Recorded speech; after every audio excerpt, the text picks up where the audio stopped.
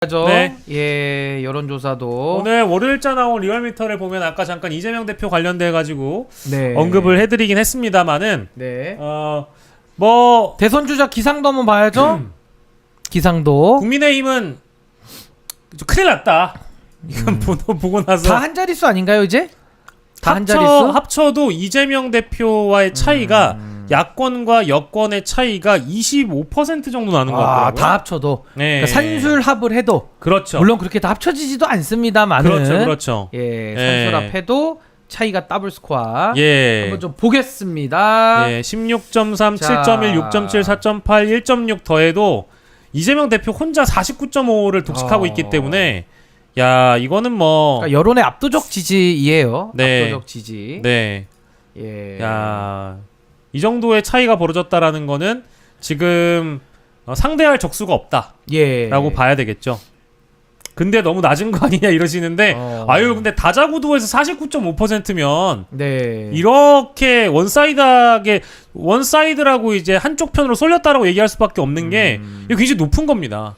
50% 넘어가면 거의 당선 확실 각이죠, 뭐. 그렇죠. 아니 근데 이제 김문수가 16%라는데 네. 저건 이제 앞으로 좀 이렇게 견고한 지지를 받긴 좀 어려운 숫자고요. 네. 김문수의 특성상 워낙 확장성이 떨어지니까. 근데 이제 홍준표, 한동훈. 근데 이제 오세훈이 많이 떨어졌네. 오세훈은 이제 명태균 게이트와 수사받고. 관련된 예. 사법 리스크가 예. 굉장히 크게 작용하는 것 같습니다. 많이 떨어졌고 여기서 네. 또 특징이 있네요. 음. 이낙연 1.6인데 그분이 이낙연과 없네요. 결별했던 이준석 후보 유일한 솔로 후보 어디 갔어요? 솔로 후보 어디 갔지? 또 없나요? 아니 솔직히 리얼미터가 대선 출마를 선언했을 뿐만 아니라 대선 주자로 선출된 사람은 일부러 뺄 리는 없잖아요. 아니, 없어요. 솔직히 일부러 빼면 안 돼. 그거 리얼미터 그렇게 하면 안 됩니다. 예. 아니죠? 제가 저번에 정리해드렸잖아요. 일부러 뺀 거 아니죠? 예, 여권 5명, 야권 5명 이렇게 해가지고 그 중에 이제 8명으로 추리는데 1% 안 넘으면 그 안에 못 들어간다니까. 아니 그럼 여기 보십시오. 예. 김경수 0.8입니다. 예. 그럼 0.8도 안 됐다는 거 아니야. 엄밀히 얘기하면 그렇다고 형님. 봐야 되겠죠. 그럼 0.7로 간 겁니까? 0.7이거나 0.6일 가능성이 있다라는 거죠. 점점 방어율로 진짜 방어율 0점대 내려가고 나오는 거 있습니다. 아니야 진짜? 예. 이런 것 김경수보다 때문에 밑으로. 이런 것 때문에 이준석 의원이 자신의 페이스북에다가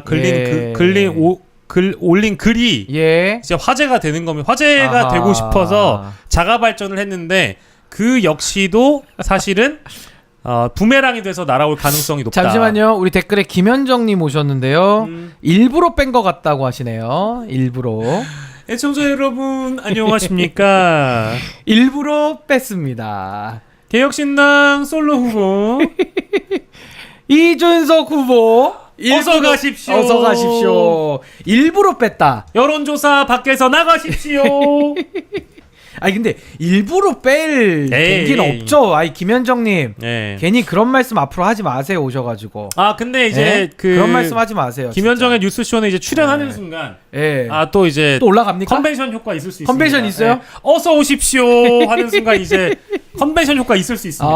한 0.01%? 네, 그죠. 예. 그러면은 그 다음 주 조사는 1% 예. 올라갈 수 있는데, 근데 중요한 거는 이준석 의원이 또 갈라치기를 시전했거든요. 예, 어떤 갈라치기죠? 그 연금 개악이라고 얘기하고 있잖아요. 네. 그래서 모 커뮤니티에서 돌아다니는 한 84세나 85세 현재 네. 노인분이 네. 2024년 1월에 현재까지 수령한 네. 국민연금 금액을 갖다가 이제 그 게시물을 올려놓은 거예요.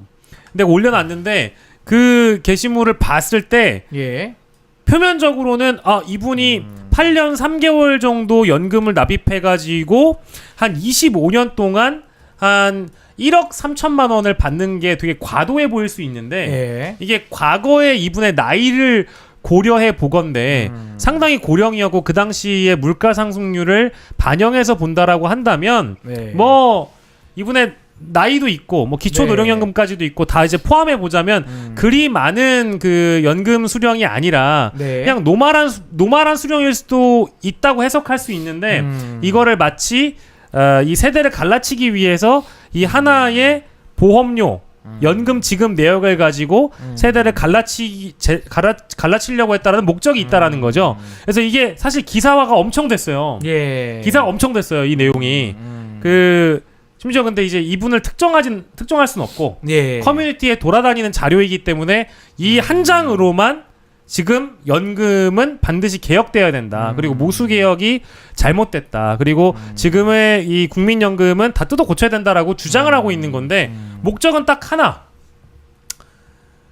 청년 세대들에게 네. 이거 봐라. 연금 시스템은 정말 쓰레기다. 다 구라다. 뭐 어떻게 이런 거죠. 8년 3개월 동안 600 몇십만 원을 낸 사람이 나중에 25년 동안 1억 3천을 받아갈 수 있느냐라는 지적입니다. 근데 그때 이제 시기를 생각해 보면 뭐 90년대 예. 그때 실제 비용이 어땠는지 뭐 우리가 흔히 얘기하는 그때 10만 원과 지금의 10만 원 다르잖아요. 네. 이제 그런 차이점을 전혀 고려하지 않고 멋모르고 접근했을 때 아 이거는 사기다라고 사기라고 이제 표현을 했어요. 심지어 폰지 사기라고 얘기했어요. 폰지 사기. 폰지 사기. 예. 근데 이거는 면밀히 뜯어보면 저는 어디까지나 세대 갈라치기라고 보여져서 여러분들이 한번 기사로 보고 판단해 보셨으면 좋겠습니다.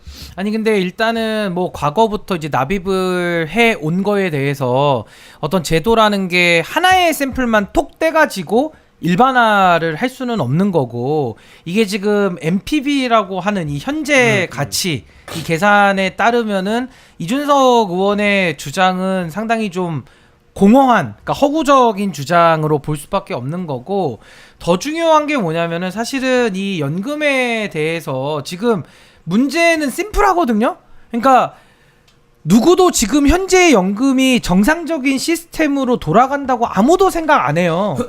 아니 대한민국에서 어떤 바보가 지금 연금이 정상이라고 얘기합니까?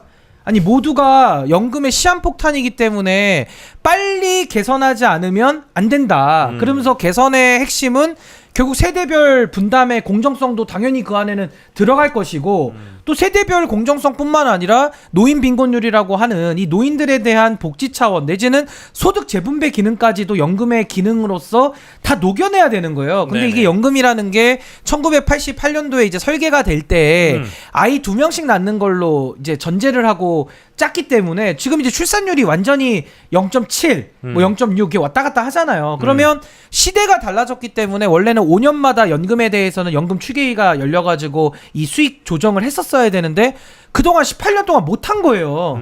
그래가지고 모수개혁을 했거든요. 근데 그 모수개혁도 완벽하다고 주장하는 사람이 없고 그나마 여야 합의로 지금 같은 정치 환경에서 여야 합의로 마치 그 계엄을 막았듯이 이 연금 개혁을 만들어낸 것도 정말 기적 같은 일이란 말이에요. 근데 이준석이나 한동훈 류의 이런 정치인들이 소위 말하는 젊은 세대들의 분노만을 자극을 해서 그러니까 갈라치기라고 부르는 건데 저는 뭐 갈라치기라는 용어 안 써도 되고 어쨌든 분노 조장을 통해 가지고 결국에는 제도를 다 없애버리자 이렇게 나오잖아요. 그러면 대안을 만들어 와라. 그럼 항상 뭐 신연금, 구연금 얘기를 해요. 그러면 그 제도에 대해서도 KDI가 만든 건데 그것도 한계가 명확하게 있거든요. 그러면 테이블에 다 얹어놓고 얘기하자.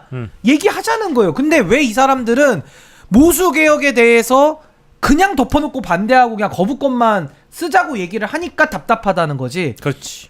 구조개혁 하자니까? 그러니까 모수개혁으로 지금 10년, 9년에서 10년 고갈 시점을 밀어놨잖아요. 그걸 여야가 합의를 했으면 당연히 박수를 칠 일이고, 아니, 계엄이 발생했으면 국회 안에 들어가서 당연히 담을 넘어가가지고 찬성표를 던져야 되잖아요. 잘한 일이라니까?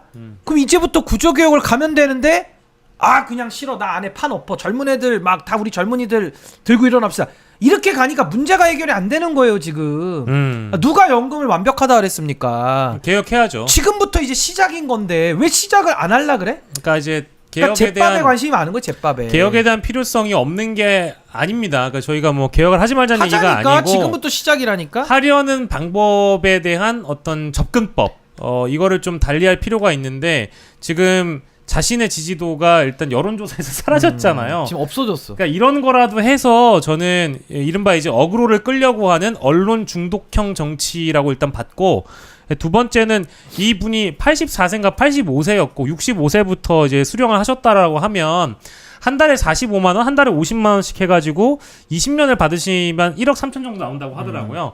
그게 굉장히 많은 돈처럼 보이게끔 이게 혼지 사기 아니냐라고 얘기한다는 게 저는 이분이 어떤 삶을 살아왔는지에 대한 우리가 세밀한 접근이 없는 상황에서 그냥 비판을 위한 비판만으로 그쵸. 이 모델을 따왔다는 게 저는 좀 오바했다. 너무 급했다. 성급했다. 그 성급함은 어디서 네. 찾아오느냐? 아까 우리가 봤던 1%가 안 네, 나오는 안 나오니까. 때문에 네. 그 위기 의식에서 온다고 봐요. 아니 그러니까 구조개혁도 뭐 공무원연금, 뭐 군인연금, 사학연금 뭐 다 통합하고 뭐 여러 가지 안들이 많잖아요. 그럼요. 아니 다 올려놓고 얘기는 해보자 하는 거고 그리고 그게요 현실적으로 굉장히 쉽진 않습니다. 그렇게 연금 통합을 해서 운영을 해도 어차피 지금 인구 구조가 없어져 가고 있는 출산율이 낮아져 가고 있는 이런 상황 속에서는 어쨌든 국가의 재원이 일정 부분 들어갈 수밖에 없는 이런 상황인 거예요. 그러니까 지금의 현실을 좀 직시하고 그나마 연금에 대한 이 고갈 시점을 늦추면서 아까 드린 이 세대 간의 형평 문제라든지 소득 재분배 기능이라든지